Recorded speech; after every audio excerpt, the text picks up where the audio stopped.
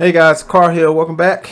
And today in SQL we're going to be looking at the min function. The min function returns the smallest value of a selected column. So if you have a column that's full of numbers, full of numeric values, and you just want to be able to extract the smallest number in that column without trying to cipher through all of the data, all of the information in that table, then you will probably want to use the min function. So let's go ahead and set this up.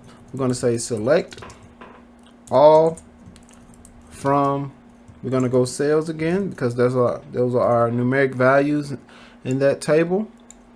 We're going to F5 it, and we see that in this table, in the amount column, we have 1500, 500, which 500 is basically the smallest amount out of this table. But just imagine if you had a table with 10,000 rows and you just was trying to find that smallest numeric value.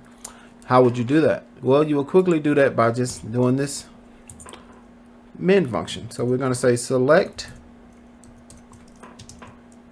min, remember open and close parentheses, and we're going to put amount as the column, and then we're going to say we're getting that data from the sales table.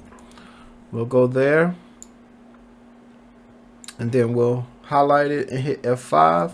So now that we've run that query, we see that we get back 500. 500 is the smallest value within that numeric column.